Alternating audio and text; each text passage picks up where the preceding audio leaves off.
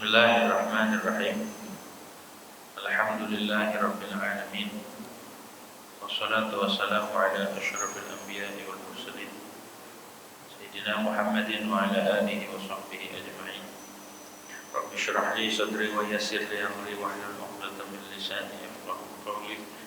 Rabbi zidna ilman nafi'a warzuqna fahman saqiba. Allahumma anfa'na bima 'allamtana wa 'allimna alladhi yanfa'una. Subhanaka la 'ilma lana illa ma 'allamtana innaka antal 'alimul hakim. La haula wa la quwwata illa billahil 'aliyyil 'azim. Amma ba'd. Qala al-mu'allif rahimahullah ta'ala wa nafa'ana bihi wa bi barakati 'ulumihi fid dharain amin. Wa tsalitsu takbiratul ihrami. Dan adapun rukun salat yang ketiga itu takbiratul ihram.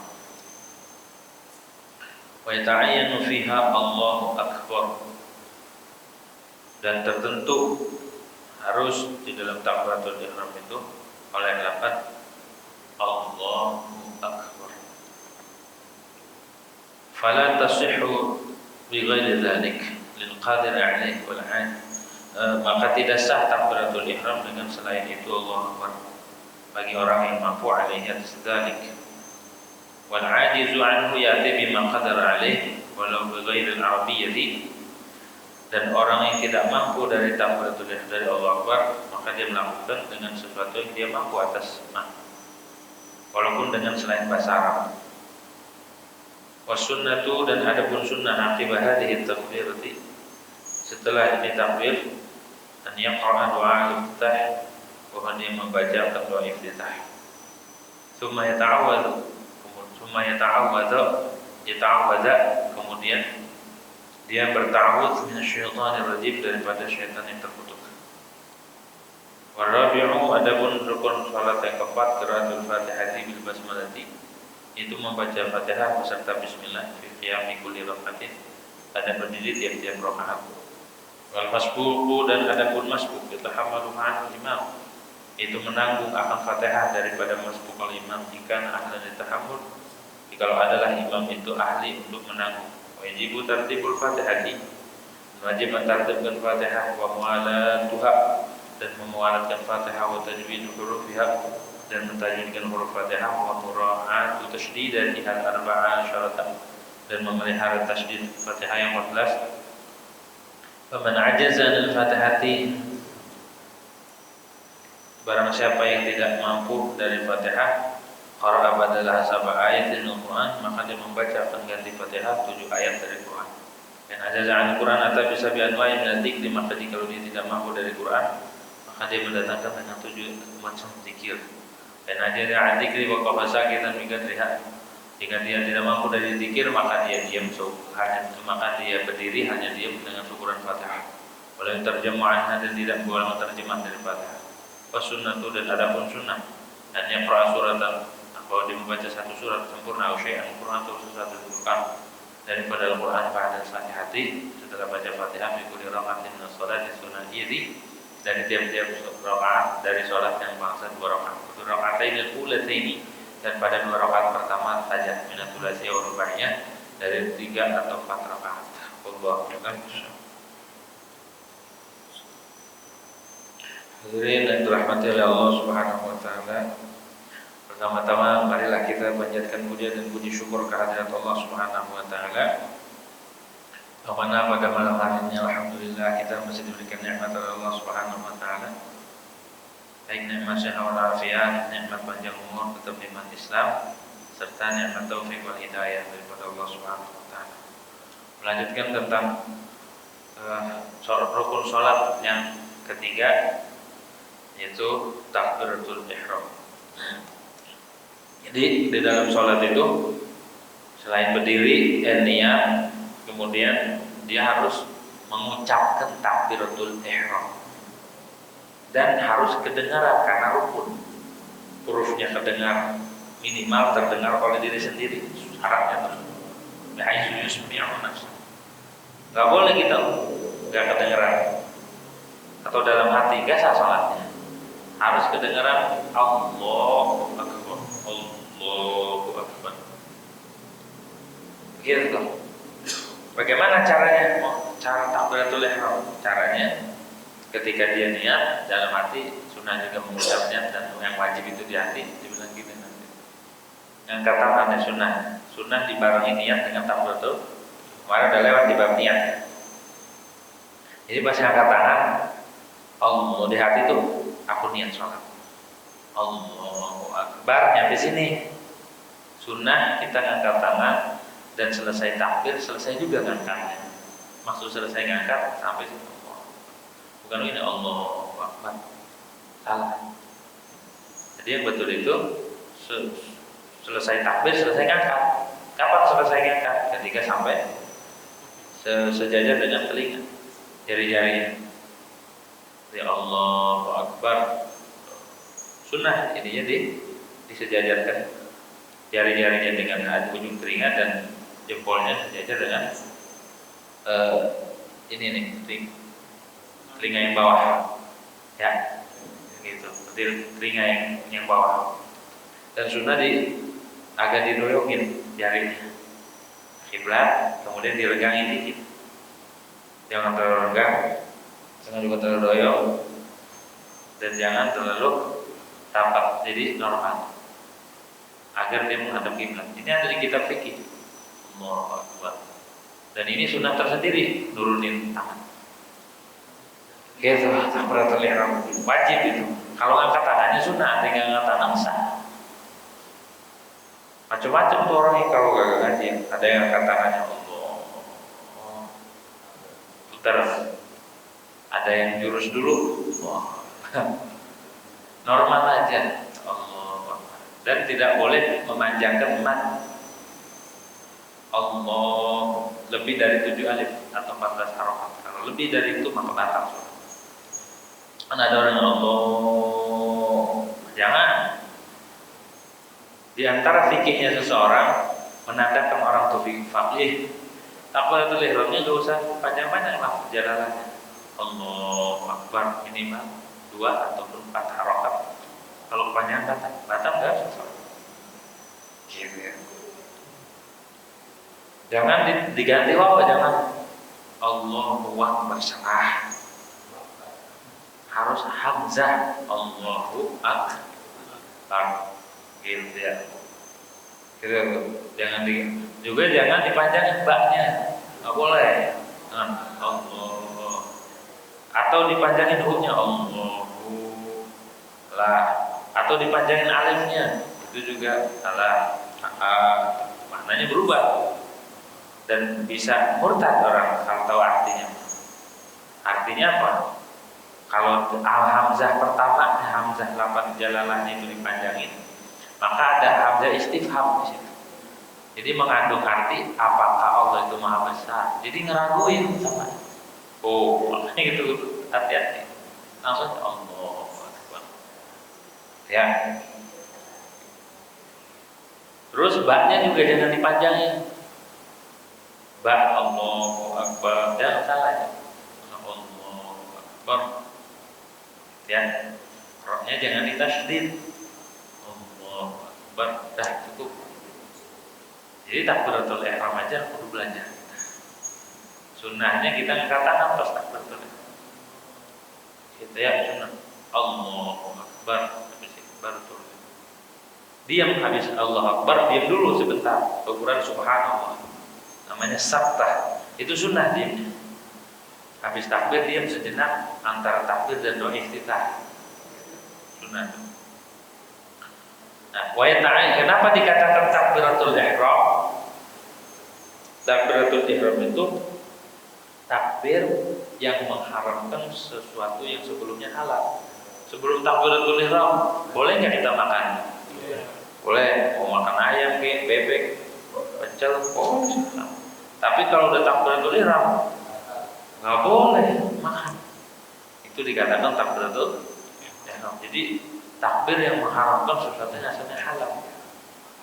Bicara sebelum takbiratul ihram dia boleh bicara ngalor ngidul, tapi kalau takbiratul ihram nggak boleh. Minum sebelum takbiratul ihram boleh, tapi kalau udah haram. Kalau lagi sholat makan, mindok lagi makannya. Nggak boleh. Pokoknya sesuatu yang berkaitan dengan dunia ketika udah takbiratul ihram. Karena makna takbiratul ihram sendiri Allahu Akbar artinya apa? Allah Maha Besar. Di situ makanya segala takbir. Segala takbir itu yang maknanya lebih atau maknanya sangat paling gitu ya. Jadi ketika kita udah mengucapkan Allahu Akbar berarti selain Allah nggak ada yang Maha Besar. Semuanya nggak ada aslinya. Mau makanan, mau minuman, mau anak, itu udah nggak ada artinya kalau udah Allahu Akbar tertutup semua. Makanya kalau orang itu benar-benar dibuka hatinya ketika mendengarkan takbir ada, dia akan tertegun tuh. Walaupun lagi kerja nih, lagi kerja keras ataupun kerja lembek, mau kerja keras, mau kerja lunak, mau kerja apa ya. Kalau dia sudah masuk ke relung hati yang terdalam ketika Allahu Akbar, Allahu Akbar, dirinya aja gak dianggap. Lagi pekerjaan. Selain Allah itu gak ada arti, selain Allah gak ada yang Maha Besar, gak agung. Udah tuh dia. Karena kita mah tahu arti doang tapi nggak meresap makna Allah Akbarnya. Lanjut aja. Gitu, main apa aja Allah Akbar. Orang kalau wah keluar lagi. Kita lanjut aja. Main bola terus. Jadi kalau udah dengar Allah Akbar, semua jadi kecil. Semua tidak ada artinya. Ketika dia memahami atau meresap makna Allahu Akbar dalam hati. Jadi benar-benar yang diakbarkan yang itu hanya Allah, selain itu gak ada gitu. Gak ingat makanan, gak ingat minuman, gak ingat urusan. Oh kalau benar-benar takbiratul ihramnya udah meresap, udah benar-benar memahami arti Allah Akbar, selain itu enggak. Waktu sholat udah gak ada hubungan dengan selain Allah. Ini mau ingat duit mana ya di kantong tadi mau berangkat Jumat ngantongin kan. Lagi sholat sih pikiran. Tuh, sendal gimana sendal? Ada yang ambil kayak sendal baru tuh. Jadi kalau sudah mengakbarkan Allah, sudah benar-benar Allah akbarnya bukan di mulut, tapi benar-benar di jiwa, di hati, di pikiran, benar-benar mengagungkan Allah. Selain Allah gak ada artinya. Selain Allah itu nggak ada apa-apanya. Tuh ya. Kalau kita masih kepikiran mada, kepikiran minum, apalagi dalam sholat mikir ini mikir itu lah, itu masih jauh seperti itu ya.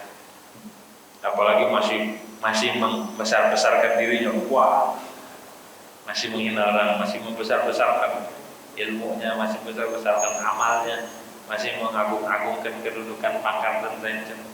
Berarti dia itu takbirnya masih sekedar di mulut, tidak tahu arti atau tahu arti tapi tidak bisa memasak.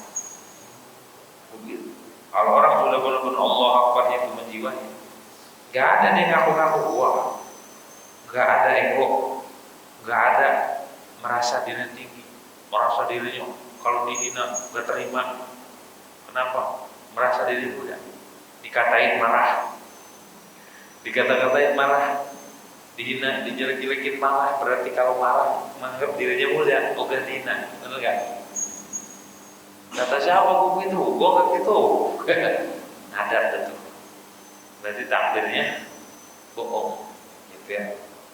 Kalau orang sudah benar-benar takbirnya itu masuk, ibarat orang jurus, ibarat orang itu punya silat, kalau mendalami silatnya, jiwa itu udah merem juga bisa gerak. Gitu. Bukan hanya hafal teori, praktek dia sudah lakukan. Begitu juga kita takbiratul ihramnya sudah menjadi praktek dalam kehidupan sholatnya, maka selain Allah nggak ada artinya. Sudah kecil, bahkan dirinya pun dia tidak menganggap apa-apa, tidak merasa mulia di hadapan Allah.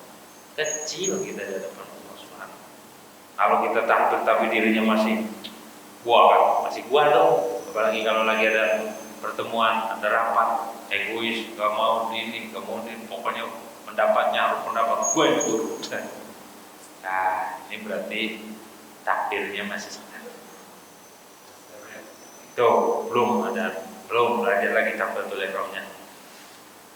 Gitu, kalau masih ngecilin orang, ngerendahin orang, ngeremehin orang, berarti kita itu belum bisa memasang takbiratul ihram.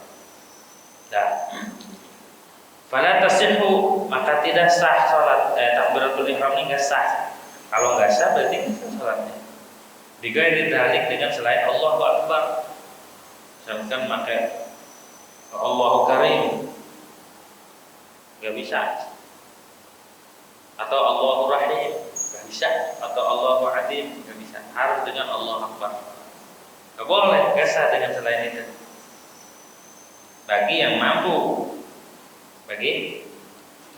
atas takbiratul ihram, maka Allah Akbar ya. Gak bisa pakai lafaz lain, namanya lafaz ta'abbudi, tawakuf dari nabinya begitu, gak boleh dikotak-atik. Karena nabinya ngajarin begitu takbiratul ihram.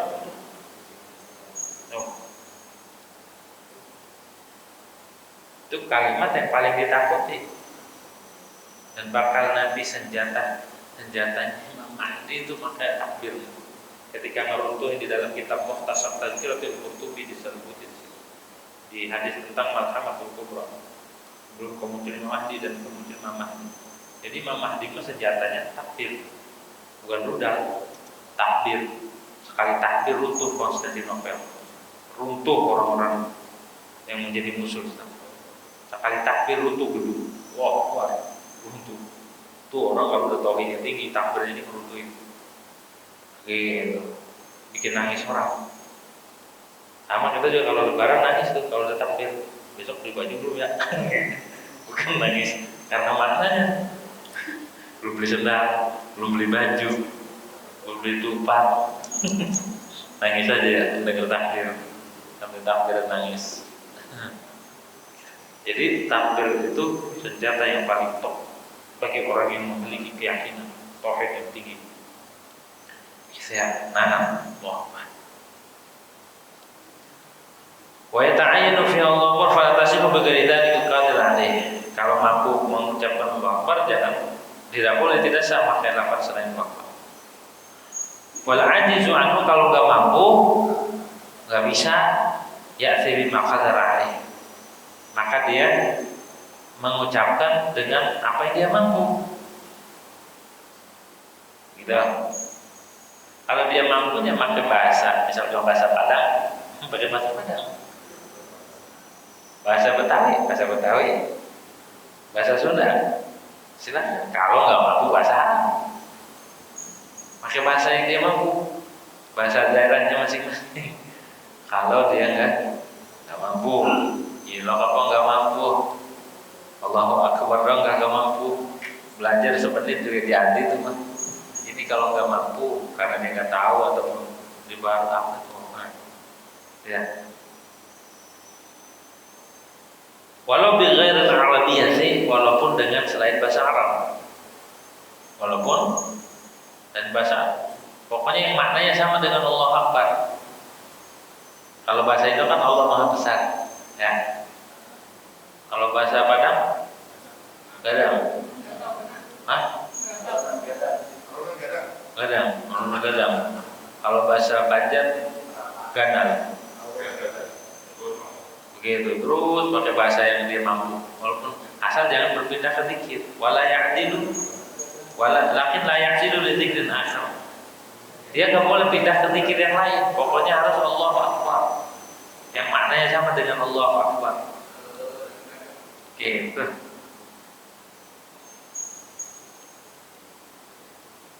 Wa wajib ta'allum in kadara, kalau bisa farid, wajib kita belajar kalau nggak mampu. Kalau kita nggak bisa takbiratul ihram, wajib belajar. Wajib. Kalau ada pengajian tentang takbiratul ihram, ngaji itu wajib ngaji. Nggak ada pengajian, harus pesantren. Nyari pengajian yang mengajarkan tentang rukun-rukun sholat. Begitu, wajib. Perjalanannya jadi wajib, safar. Gitu ya, safar wajib. Walau bisa farid, walaupun harus pergi jauh, walaupun dengan safar. Kalau kita nggak mampu, nggak tahu, wajib belajar. Kita ya wajib belajar, nyari guru. Bal yajibu 'ala man ajaza 'an nutqi bi Allahu akbar bil arabiyyah wa lam yumkinu ta'allum fil waqt ay tarjama bi ayyi lughatin syaa. Bahkan wajib atas orang yang tidak mampu mengucapkan Allahu akbar dengan bahasa Arab dan juga nggak mampu belajar, nggak mungkin nih, nggak ada waktu buat belajar, siang kerja, malam kerja, main belajar tentang takbiratul ihram. Maka kalau dia nggak mampu mengucapkan Allahu akbar, belajar juga nggak ada waktu, cukup dengan menterjemah, wajib diterjemah dengan bahasa apapun. Mau bahasa Suryani kayak bahasa semut, hah? Bahasa semut, bahasa Suryani, silahkan. Wa illam takun lughatan nabi, walaupun bahasanya bukan bahasa orang yang niat. Misal kita orang Betawi, bahasanya Melayu, dia nerjemahkan pakai selain bahasa Melayu, selain bahasa Indonesia, pakai bahasa Inggris kayak bahasa apa kayak, ya kan? Yang penting maknanya sama. Sudah. Wa bil lughatil farisiyati aula, farisiyati aula. Dengan bahasa Persia lebih utama. Bahasa Persia itu bahasa orang Iran, Persia, Farisia, bahasa Persia. Kenapa? Li'annaha ashal. Karena bahasa Persia ini lebih mudah. Iya, bagi orang yang bisa mudah, bagi kita susah. Gitu. Buru-buru bahasa Persia, bahasa Inggris saja nol. Gitu. Kama qala Syekhuna Yusuf As-Sambalawaini, sebagaimana berkata karena oleh guru kita Syekh Yusuf As-Sambalawaini, Sumbulawaini. Lakin qala Syekhuna Ahmad An-Nahrawi, akan tetapi berkata oleh guru kita Syekh Ahmad Nahrawi dari Mesir, Ahmad Nahrawi. Beliau katakan apabila kata Suryani atau pakai bahasa Suryani, pakai bahasa Imam Ghufran nih. Pakai bahasa Suryani lebih utama kata Syekh Ahmad Nahrawi. Gitu ya. Bisa bahasa semut nanti. Tuh. Apa-apa katanya, bahasa Suryani. Jadi kalau nggak bisa bahasa Arab, bahasa Persia atau bahasa Suryani. Lianna aktsar al-kutubil munazzalati yakunu biha. Karena kebanyakan kitab-kitab yang diturunkan, kitab langit itu dengan menggunakan bahasa Suryani. Gitu. Tapi alhamdulillah kita mah cuma Allah Akbar bisa ya, gampang karena gitu. Gak mungkin sekarang itu gak ngerti Allah Akbar. Orang kaget aja bisa Allah Akbar, gitu ya. Kadang-kadang motor aja klaksonnya Allah Akbar. Kadang-kadang HP aja ringtone-nya Allah Akbar. Giliran dia enggak, HP-nya mah ada, yang punya lagi sholat. Setiap waktu ada mulu HP-nya, soleh HP-nya. Asal waktu Allah, yang punyanya agak sama. Begitu. Ya, namanya akhir zaman begitu. Yang soleh HP-nya. Orangnya mah tahu gitu. Dah, begitu tentang takbir. Bisa ya. Jadi mulainya begini. Allahu Akbar. Gitu ya. Ini sejajarin, nggak mesti nempel, jajarin, intinya di agak sedikit agak condong ke barat, ke kiblat. Dan kita sunnah waktu takbir itu melihat itu Allahu Akbar, habis itu baru jangan bareng, kalau bareng nanti 3 gerak. Allahu Akbar, takbir dulu, baru sunnah ke mandang apa? Tempat sujud. Gitu. Walaupun di depan kita ada yang indah, tempat sujud. Kalau tempat sujudnya bergambar gimana? Ada gambarnya, ada lukisan ponggok, gimana? Ada khilaf ulama, ada yang bilang merem boleh, ada yang bilang ke depan. Gitu ya. Emang sunnahnya kita melihat tempat sujud. Lagi di tempat sujud itu tidak ada sesuatu yang yulhi, yang melalaikan. Kalau ada sesuatu yang melalaikan, maka sunnah kita menghadap sesuatu yang bisa membuat hati kita khusyuk. Itu. Makanya sunnah sajadah itu nggak ada gambar-gambar.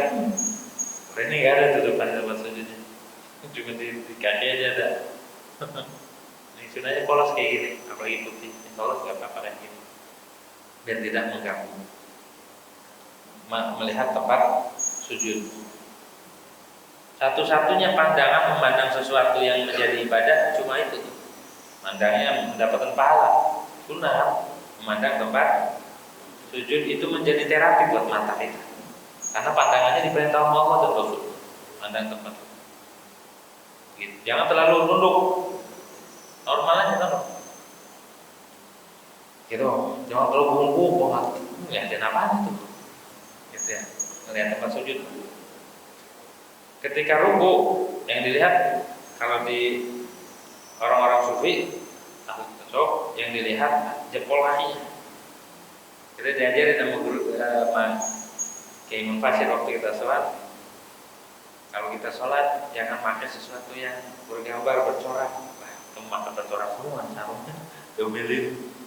Terus juga kalau kita melihat kalau kita mau benar mesti istiqomah kata beliau kudu tobat dari sesuatu yang makruh, bukan dari yang haram. Yang makruh, kalau yang haram wajib itu mah kata beliau gitu.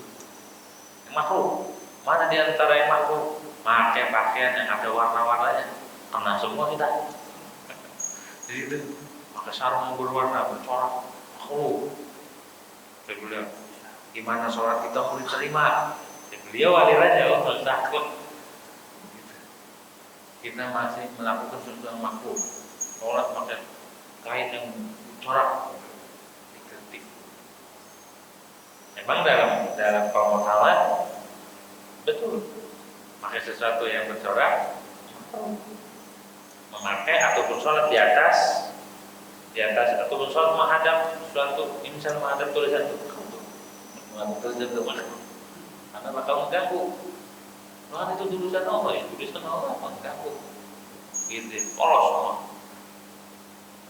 So, biar nggak ada. Tapi nih di dalam kitab Ithaful Faqih, Abdullah bin Husain Al-Faqih dalam fatwa beliau, illa idza alifa, boleh pakai sarung bercorak. Ini karena kita ngaji kita kasih pendapatnya. Asalkan kita tidak terganggu, emang udah biasa, jadi saking udah biasanya, jadi nggak ngaruh. Maksudnya idza alifa itu gitu. Maka itu nggak jadi. Itu ada di kitab Ithaful Faqih. Jazakallahu khair, ada aja ulama yang membela. Kita waktu itu mau jawab itu tak usah ngomong. Yang lagi kita minta nasihatnya terima aja. Gitu ya, kita pakai. Kelas beliau menjalankan haram dan makruh aja harus ditobatin gitu. Mana dia dari makruh? Ya itu kita. Gitu. Kalau kita pakai pakaian putih terus kata kocokan lagi kan. Gitu. Dah disangka kagak beli baju, pakaiannya kok sehari putih mulu, padahal udah ganti berapa kali putih. Dikata enggak beli baju. Gitu. Tapi kalau emang mau pakai, emang begitu sunnahnya putih, gitu ya. Nah minimal polos dah. Jadi sunnah melihat tempat sujud, sunnah jangan tengok. Mau ada apa kek, udah biarin. Udah lumping, jangan tengok. Fokus ke tempat sujud. Habis takbiratul ihram, wa sunnatu, dan adapun sunnah akibat hadhihi takbirah, setelah ini takbir artinya doa iftitah. Membaca doa iftitah kayak yaqul subhanallah wa bihamdika tabaraka ismuk wa ta'ala jadduk wa la ilaha ghairuk. Habis takbiratul ihram baca itu, Maha suci Engkau ya Allah, dan dengan memujimu, Maha suci namamu, dan Maha luhur keagungan, la ilaha ghairuk, tidak ada Tuhan kecuali Engkau, tidak ada Tuhan selain Engkau. Itu doa iftitah banyak. Atau Allahu akbar kabira, alhamdulillahi katsira, subhanallahi bukratan wa asila. Terus inni wajjahtu wajhiya lilladzi fatara as-samawati wal arda hanifan muslima wa ma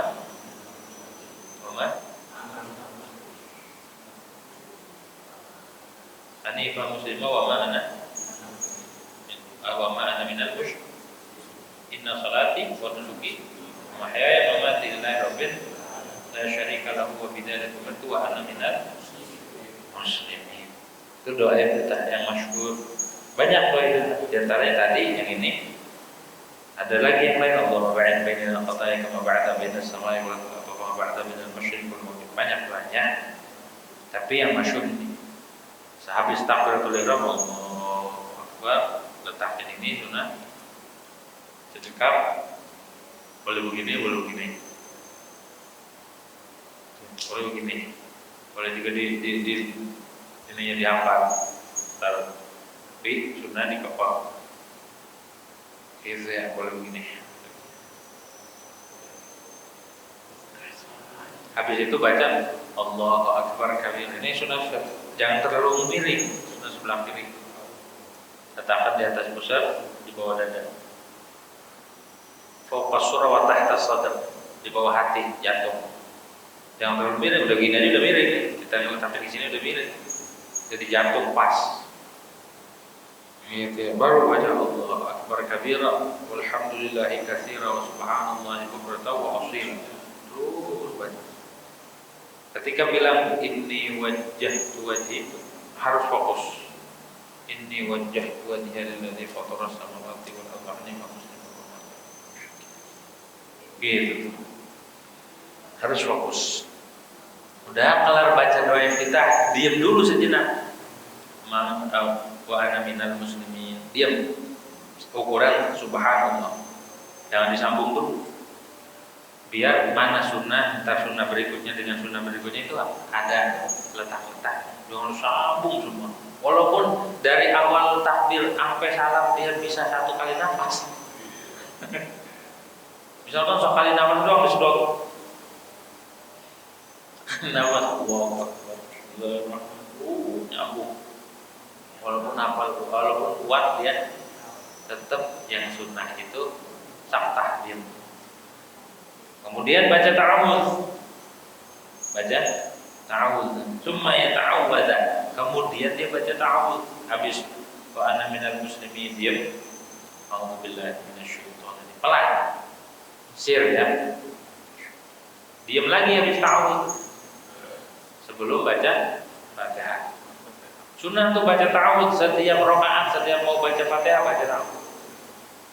Mau yang jahar mau yang sir salatnya. Sunnah ta'awudz. Baru. Ini kadang-kadang lupa nih pada. Langsung bismillahirrahmanirrahim. Enggak baca ta'awudz ya. Sunnahnya luput. Baca ta'awudz dulu. Gitu ya. Wa idza qara'ta al-Qur'an fasta'in billahi minasyaitonir. Kalau kita mau baca Quran, sunnah baca ta'awudz. Mau baca Quran. Kebanyakan ulama baca ta'awudznya di awal. Ada juga ulama yang mengatakan baca ta'awudznya di akhir. Kata redaksinya idza qara'ta, bila kau sudah baca Quran fasta'in billah.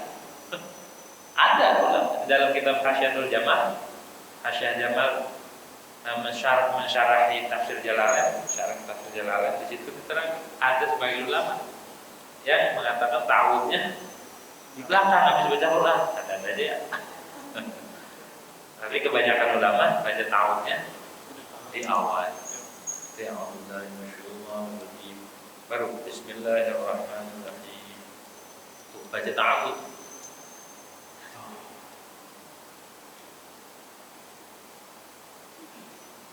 Kemudian dia kayakula a'udzubillah, seperti bahwa dia ucapkan a'udzubillah. Au asta'idzu billahi minasyaitonir rajim, ataupun dia bilang aku berlindung dengan Allah daripada syaitan itu. Syaitan yang terkutuk, yang terusir daripada rahmat Allah. Syaitan itu dulunya ahli ibadah. Dulunya alim, ahli ilmu, ahli ibadah. Pintar memang. Tapi lupa dia. Satu yang dia enggak kuasai.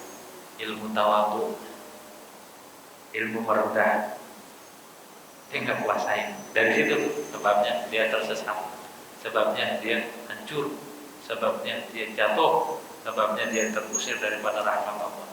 Gara-gara tidak memiliki sifat tawadhu. Semua ilmu dikuasai, ilmu apanya kuasai? Ibadah semua macam ibadah udah kuasai. Muridnya malaikat. Muridnya bukan lagi malaikat, tapi dia lupa lengah dia. Sifat tawadhu yang nggak miliki. Satu doang kesalahannya, nggak mau sujud. Merasa dia paling hebat, merasa paling mulia, merasa paling baik, hancur. Begitupun kita. Kalau ada perasaan merasa lebih baik dari orang, menganggap diri kita lebih baik, lebih hebat dari orang. Hati-hati. Sejarah akan berulang. Setan aja yang ibadahnya ribuan tahun, puluhan ribu tahun, bisa hancur dengan sekejap gara-gara kesombongan. Apalagi kita yang gagal, ibadahnya baru berapa, tobatnya juga baru seminggu kali, sholat ke masjid baru, sholat Jumat dari sekian tahun dia hidup di dunia, baru Jumat tadi kali mungkin, kena masjid, mau nyombong, hati-hati, gitu ya. Hati-hati kita nyombong dengan ilmu, nyombong dengan amal, nyombong dengan kemampuan, nyombong dengan nasab, nyombong dengan ini, dengan itu. Hati-hati, gitu ya. Lengah, kalau kita lengah terperosok, sudah terperosok susah bangunnya. Kalau Allah sudah usir, kalau Allah sudah jatuhkan sejatuh-jatuhnya, gak ada yang bisa nolong kecuali Allah Subhanahu Wa Taala. Itu nyesel setan, nyesel iblis, udah gak bisa. Dari dikasih ampun Allah Subhanahu Wa Taala. Makanya kita hati-hati, kita itu merasa paling baik benar. Hati-hati kita merasa paling baik menghina orang. Hati-hati kita jangan sampai menghina orang. Kita jangan sampai kemuliaan ataupun kelebihan yang Allah berikan kepada kita menjadikan kita sombong. Jangan sampai ya. Karena setan itu awalnya orang top, gitu ya. Awalnya orang hebat, tapi karena tidak memiliki sifat tawadhu, itu yang kita yang takut. Yang kita takutin begitu. Kita udah lama-lama capek-capek ibadah, capek-capek ngaji, kita nyombong, ngerendahin orang, ngeremehin, nganggap sepele, hancur dan gak ada artinya.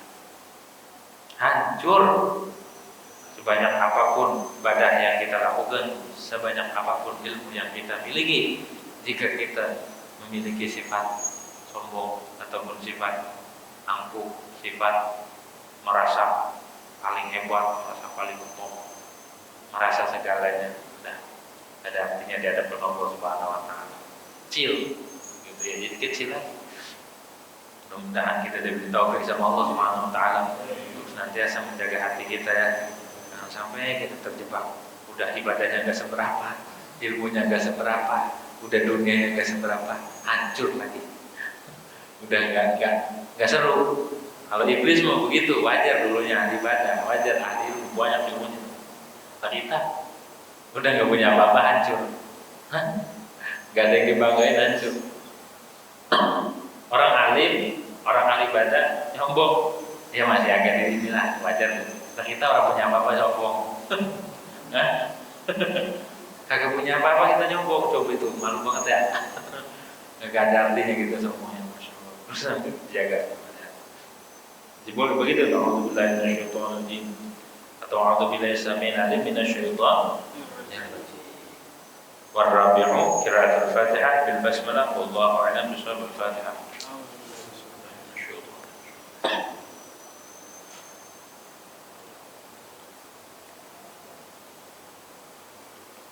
Bismillahirrahmanirrahim.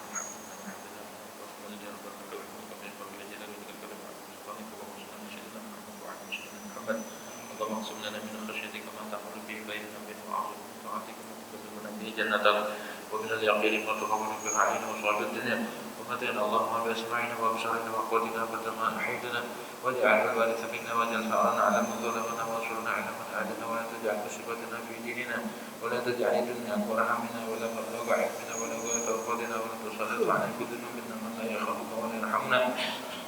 اللهم نسألك موجبات رحمتك وعزائم مغفرتك وسلامة من كل إثم والغنيمة من كل بر والفوز بالجنة والنجاة من النار. ربنا لا تدع علينا ذنبا إلا غفرته ولا هما إلا فرجته ولا كربا إلا نفسته ولا عدوا إلا عرفته ولا حبيبا إلا حبيبته ولا غائبا إلا رددته ولا مريضا إلا شفيته ولا حاجة من حوائج الدنيا والآخرة فيها لا أفرد ولا فيصل إلا قضيتها ورزقته وسلم على رحمة العالمين. صلى الله عليه وسلم محمد وعلى آله وصحبه وسلم.